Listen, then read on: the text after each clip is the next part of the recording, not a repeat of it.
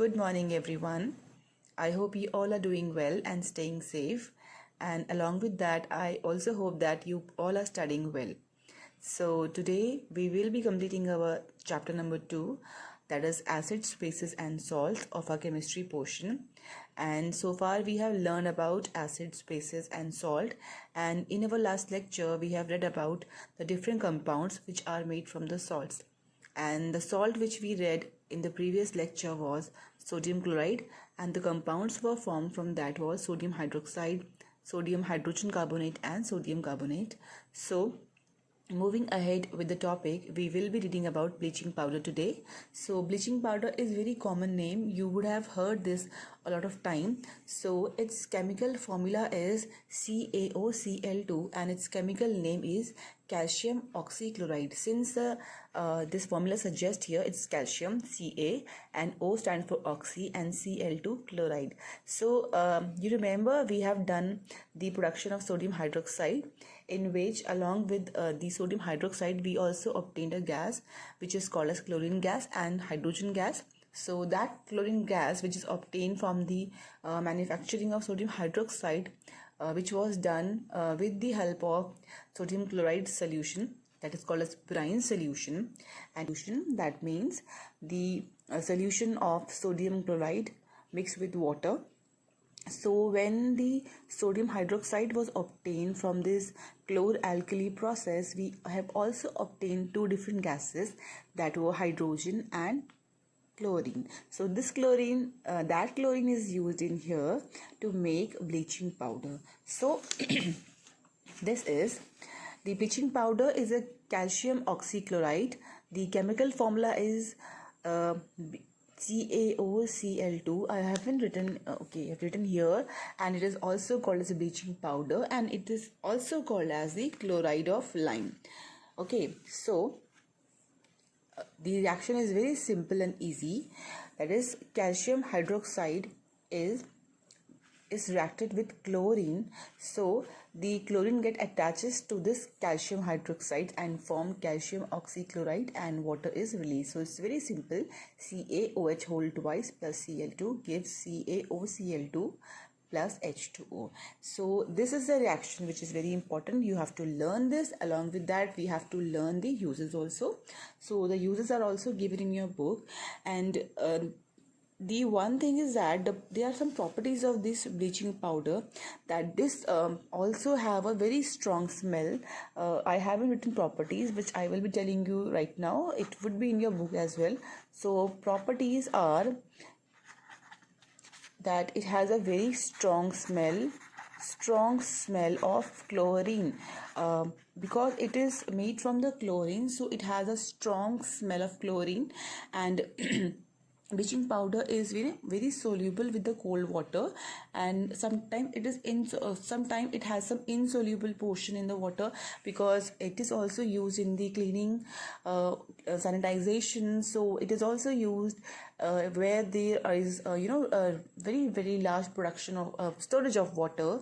It is also used in the swimming pool. So it is soluble in water, but sometimes a very small portion is always left behind, which is also seen. And the next property is that it reacts with dilute acids and it produces chlorine. That means, like when we'll react this CaOCl2 with any dilute acid, it can be H2SO4 in a dilute form or HCl. So it will produce calcium sulfate, along with that chlorine and water.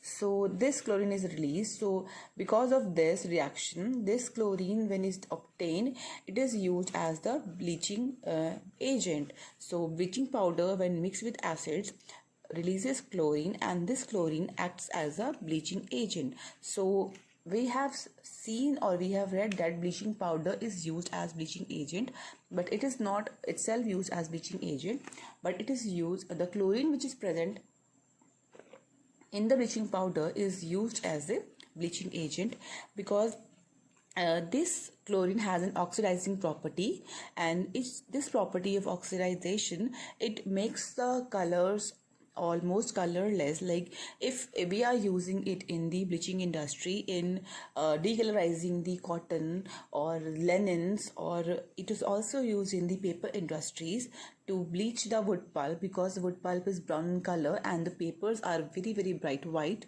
So it helps in decolorization of the things, like brown color sorry, like brown color is decolorized into white. And it is also used in the bleaching in the washing industries, like laundries and all. So there are a lot of uses of this bleaching powder. So this is one property excuse me. So this is one property, that whenever we mix this CaOCl2, that bleaching powder, with any dilute acids, the chlorine gas is produced. So there are a lot of uses of bleaching powder which are mentioned in the book.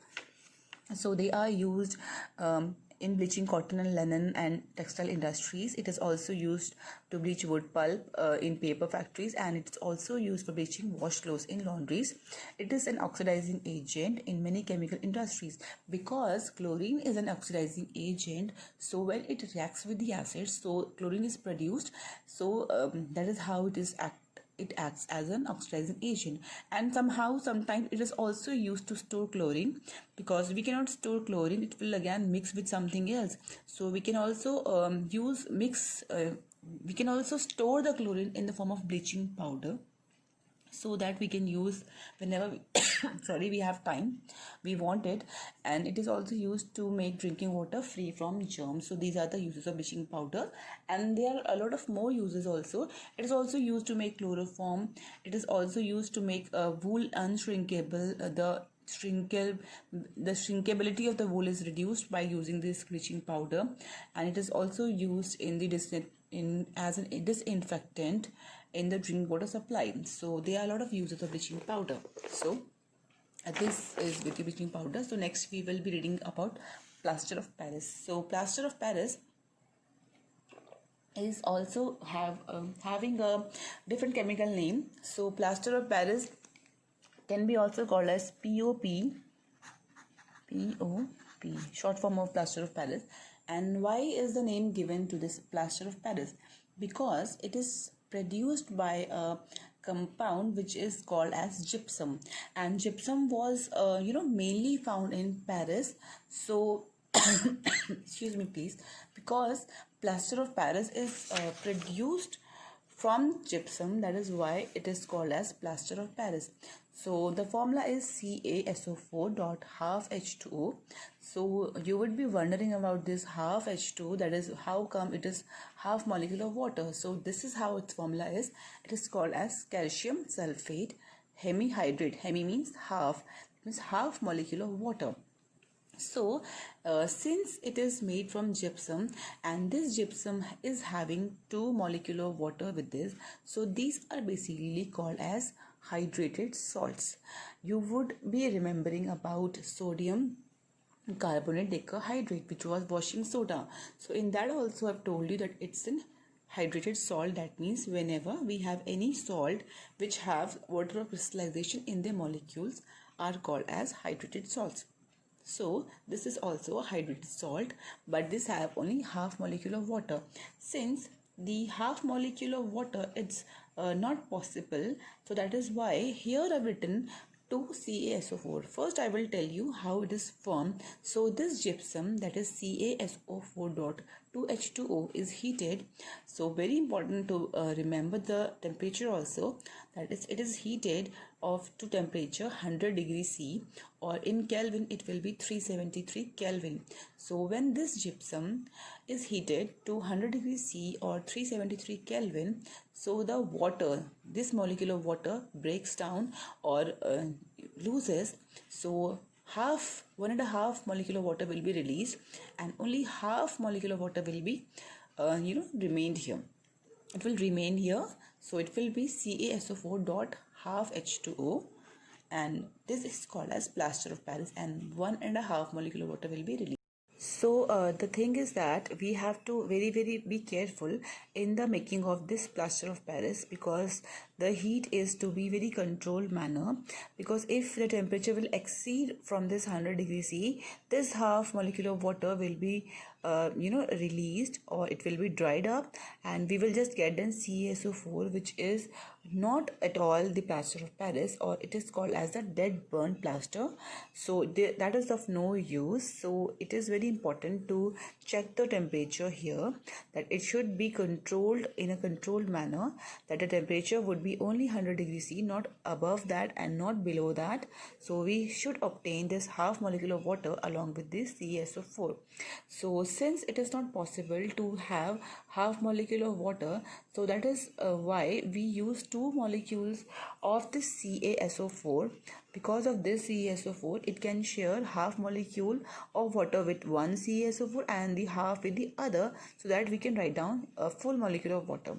So we will take two molecules of gypsum, that is CaSO4.2H2O, and then we will heat it to 100 degrees C or 373 Kelvin. Then we will get 2 molecules of CaSO4, which will share half molecule of water each. So there will be 1 molecule of water. I hope you understand this, because here 1 CaSO4 is having half molecule of water, which makes it plaster of Paris. So if we will take 2 CaSO4, it will be having 1 molecule of water, because half will this and the half with the another. So 2 CaSO4.H2O can also be the formula of plaster of Paris. So in that case, 3H2O will be released. Since here was 1 and a half H2O, so 1 and a half plus 1 and a half will be 3.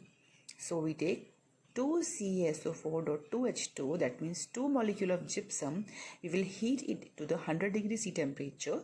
Then we will get 2 molecule of CaSO4.H2O. So both of them are same. So what happens when we will mix this with water? Okay, so when this POP will mix with water, or same amount of water, that is 1 and a half molecule of water, it will again convert into gypsum. Okay, so this is also very important to know. So because there are many properties of plaster of Paris, that plaster of Paris or POP is white powder, and it is very famous for setting into a hard mass very quickly. It's set to a very hard substance when it gets wet with water.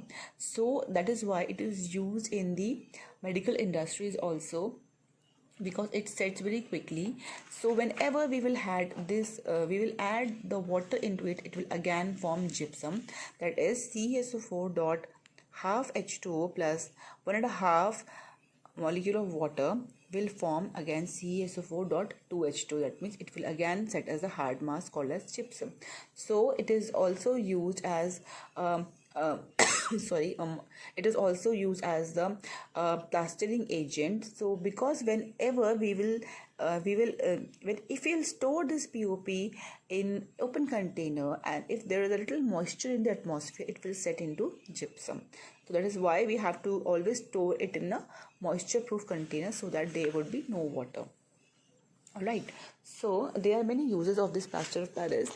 That means it is one of the important use of the POP is that it is used, I haven't written here, I'm sorry, but it is used in the correcting for the broken bones in the hospitals, or the fractured bones, because as soon as it is mixed with the water, it sets as a hard mass. So it used for the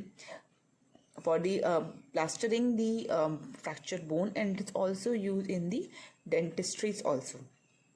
Again, it is also used to make toys. It is used to make fireproofing materials. It is used in the chemistry laboratories and all. It is also used to make wall ceilings for decorative items, and there are a lot of uses. It is also used to make chalks and all. So the uses of POP are also given in your book. That is here.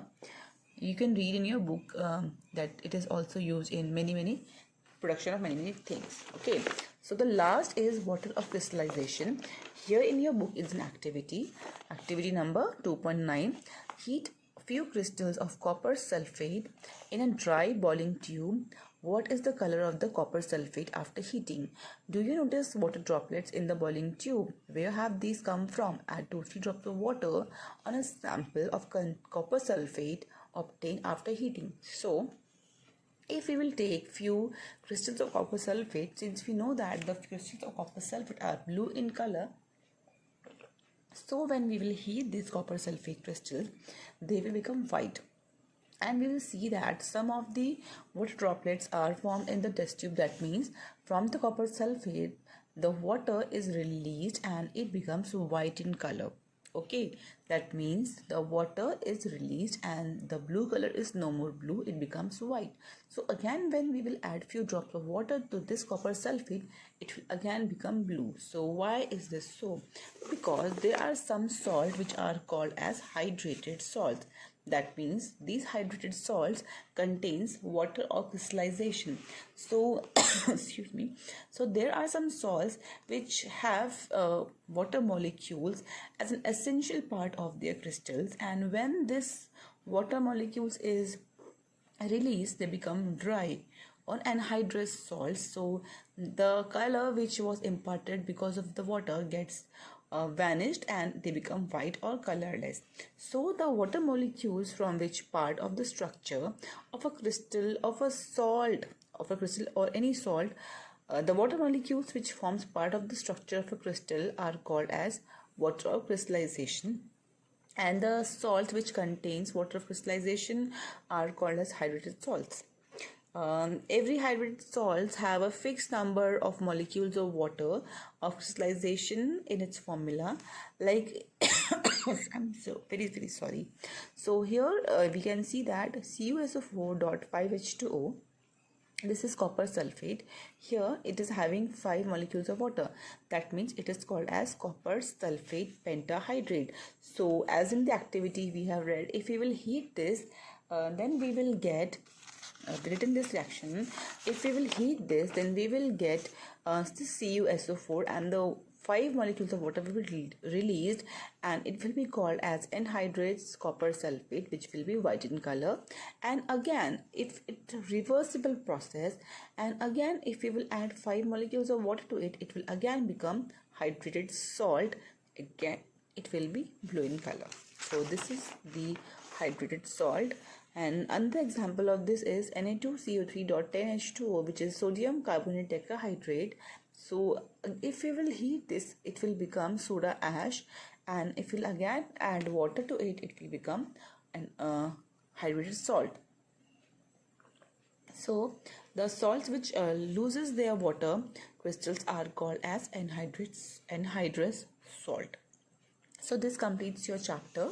It was an easy chapter. Please read all these compounds like plaster of Paris or POP, bleaching powder, baking powder, washing powder, and sodium hydroxide. I'm just taking common names. You can just read how to form these and what are the uses of these.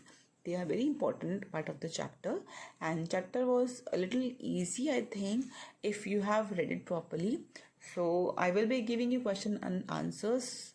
So I know you do all the time. If you have any problem with the chapter, you can tell me in the WhatsApp group which we have formed, so that I can explain you in the next video. So till then, please do your work and stay safe. Thank you.